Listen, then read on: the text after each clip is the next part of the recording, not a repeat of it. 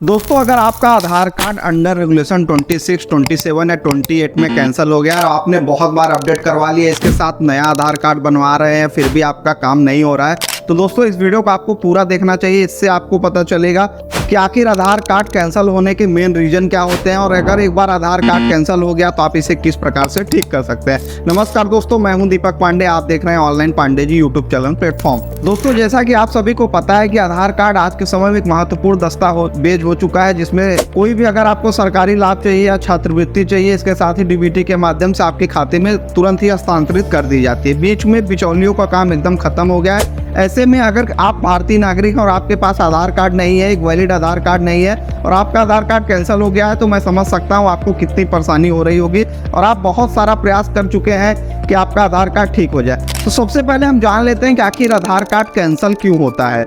आधार card cancel होने के कई रीजन होते हैं, जिसमें आपको बता दूं कि अगर आप जो है कोई फेक डॉक्यूमेंट या मिसलीडिंग डॉक्यूमेंट का यूज करते हैं और आरओ के नज़र में आ जाता है कि आपके आधार नंबर पर ऐसे डॉक्यूमेंट या मिसयूज हुआ है, तो इस स्थिति में भी आपका आधार कार्ड कैंसिल कर दिया जाता है। इसके साथ ही आपको बता दें कि अगर आप एक लंबे समय से अपना आधार कार्ड कहीं पर यूज नहीं कर रहे हैं, कहीं भी उसका बायोमेट्रिक यूज नहीं कर रहे हैं या कहीं पर भी उसका यूज नहीं कर रहे हैं, तो ऐसी स्थिति में भी आपका आधार कार्ड कैंसिल के श्रेणी में डाला जा सकता है और जिसे एक्टिव करवाने में आपको जो है काफ़ी समस्या आ रही है। और एक प्रमुख रीजन की मैं बात करूं तो आधार कार्ड कैंसिल होने का एक प्रमुख कारण यह है कि कई बार लोगों के पास जो पहले से आधार कार्ड है उसमें उनका नाम, जन्म तिथि कुछ भी गड़बड़ हो गया है, तो वो कोशिश करते हैं कि पहले वो सुधर जाएगा, उसमें लिमिट क्रॉस हो गया है और वो नहीं सुधरता है, तो वो जाते हैं, उनको कोई सलाह दे देता है या अपने मन से वो एक नया आधार कार्ड नामांकन करवाते हैं और सोचते हैं कि मेरा नया आधार कार्ड बन जाएगा और मेरा पिछला वाला मेरा किसी काम का नहीं है। तो ऐसे में जब वो जो है जानकारी के अभाव में नया नामांकन करवाते हैं और उनके साथ ये होता है कि उनका नया नामांकन तो मैचिंग डुप्लीकेट में रिजेक्ट होता है, इसके साथ ही जो उनका पुराना आधार कार्ड है वो भी अंडर रेगुलेशन 28 के तहत वो जो है कैंसिल हो जाता है। अगर आप दोबारा से एनरोलमेंट करवाते हैं और सोचते हैं कि हमारा जो है दूसरा आधार कार्ड बन जाएगा और जो पहला वाला है उसे मैं घर में रखे रहूंगा, तो ये आपकी सबसे बड़ी गलतफहमी है, क्योंकि आधार बनते वक्त आपका जो है सिर्फ ना कि डेमोग्राफिक लिया गया, इसके साथ ही आपका बायोमेट्रिक डाटा भी वहाँ पर लिया गया है। डेमोग्राफी की अगर बात करूँ तो जो भी आधार कार्ड में आपको जो है छपता है, प्रिंट होता है, वो सारी जानकारियाँ डेमोग्राफी होती है, जिसमें आपका नाम,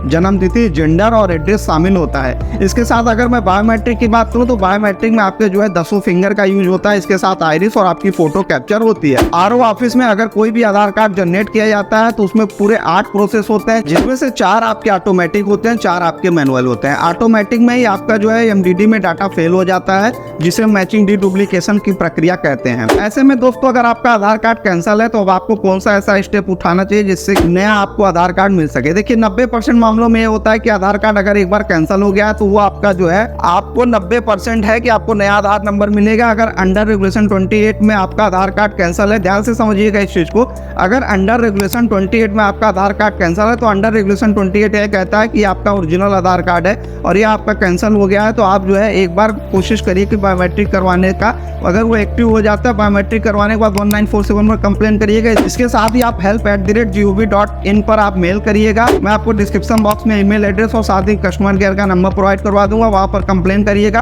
कुछ दिनों तक वेट करिएगा, अगर आपका आधार कार्ड एक्टिव हो जाता है तो ठीक है, अदरवाइज आपको अंडर रेगुलेशन 28 में कैंसिल हुए आधार कार्ड का नया एनरोलमेंट करना होगा, उसके बाद आपको एक नया आधार नंबर मिल जाएगा। ये तो बात हो गई हमारा अंडर रेगुलेशन 28 में कैंसिल हुए आधार कार्ड को लेकर। अब हम बात करेंगे कि अगर आपका आधार कार्ड अंडर रेगुलेशन 27 में रिजेक्ट हुआ है तो यह कैसे सही होगा।